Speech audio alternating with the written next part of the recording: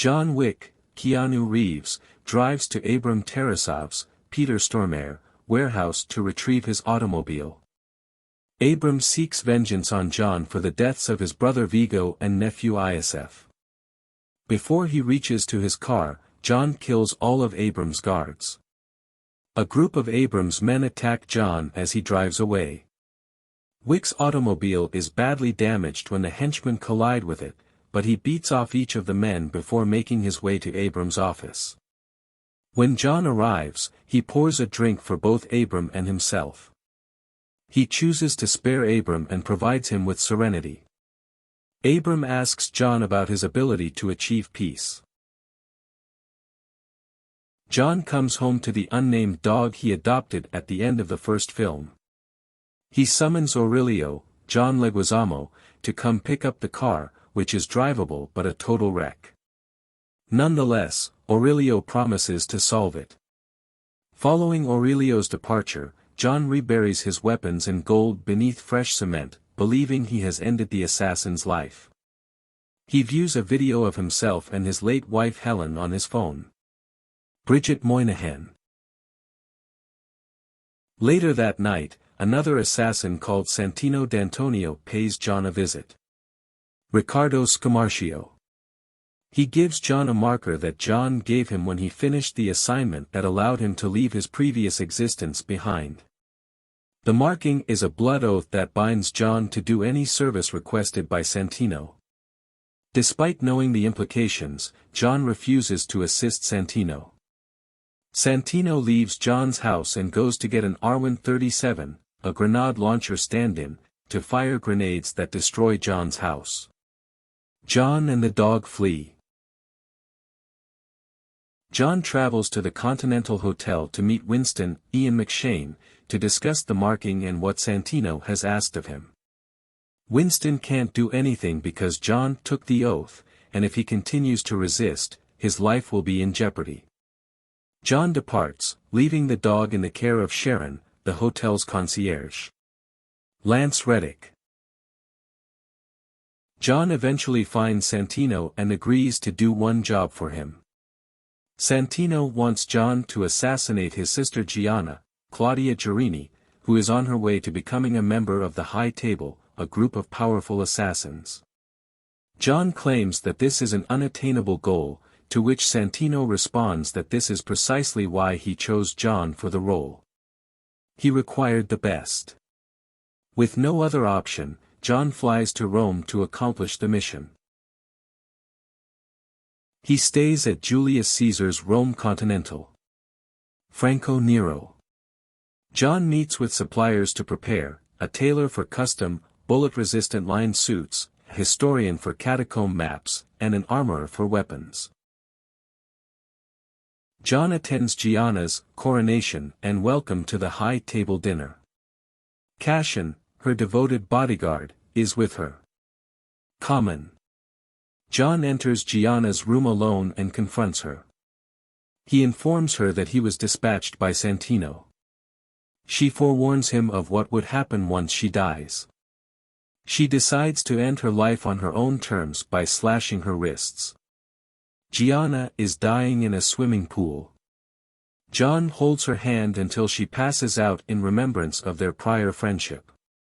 John shoots her in the head to give his friend an honest chance to paradise without the weight of suicide, which her Catholic religion forbids, and to claim the marker. Cassian notices John as he walks away. Cassian draws his firearm, as does John, and each shoots the other, despite the fact that they are unharmed due to their bullet-resistant gear. John enters the catacombs, where he has prepositioned the weapons he purchased earlier. Hundreds of Santino's henchmen attack him, intending to tie up loose ends by killing him. He realizes Santino is betraying him and kills everyone before fleeing. Cassian catches up with him, and the two struggle until they crash through the glass of the Rome Continental. Because no blood may be spilt on Continental premises, John and Cassian share a drink at the bar. John tells why Santino asked him to murder his sister. Cassian understands, yet he cannot let his ward's murderer go unpunished. He exits after paying for John's drink. Ares, Ruby Rose, Santino's silent bodyguard, is then spotted by John. She informs him in sign language that she will be meeting him. He responds in sign language that if she continues to follow him, he would terminate her. Santino offers a $7 million contract to kill John when he returns to New York City. The contract is given to all assassins in the area. A female subway violinist removes a revolver from her violin and attempts to kill John, but he subdues her and breaks her neck. A large Asian man pursues John and has his brains blown out. Two men in the subway attempt to murder him, and John viciously murders them with a pencil. Cassian confronts John as he boards the metro and fights him inside. Cassian is stabbed and a knife is pushed into his chest, piercing his aorta. As a professional courtesy, he lets Cassian survive, assuring him that if he takes the knife out, he will bleed to death. Cassian is left on the metro by John. Injured, John approaches what appears to be a homeless man and asks for his assistance. John hands him a coin and requests to be transported to him. The homeless man murders two janitors who are looking for John.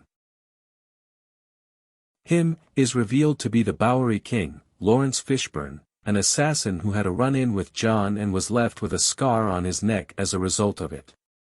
Because John saved him, the Bowery King now considers himself unbreakable.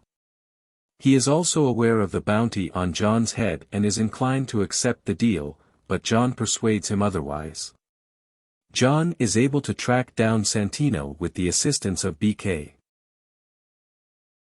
John visits a museum where Santino is preparing to take his seat at the high table. As Santino's men try to stop him, John interrupts the celebration and kills them all. Before fighting Ares, John chases Santino through a hall of mirrors. John manages to stab Ares and then abandons her to die, not treating her with the same professional politeness he showed Cassian. Santino hurries to the New York Continental for refuge, knowing he will be attacked from within. In the lounge, John discovers Santino. Winston is aware of what John is about to do and attempts to calm him down. Nonetheless, John murders Santino by shooting him in the head. John returns to Sharon to retrieve his dog. The next day, John takes his dog to the park to meet Winston. Winston informs John that the High Table has increased the contract and issued it to every assassin around the world because he killed on continental grounds. Winston must excommunicate John, but he grants him a 1-hour grace period before the pact takes effect. It soon becomes clear that everyone in the park is an assassin with their sights set on John. John instructs Winston to inform everyone that if they pursue him, he would kill them all. Winston concurs. As Winston spreads the message, John departs. Everyone who sees John knows who he is and what they want from him. John is compelled to take the dog and flee.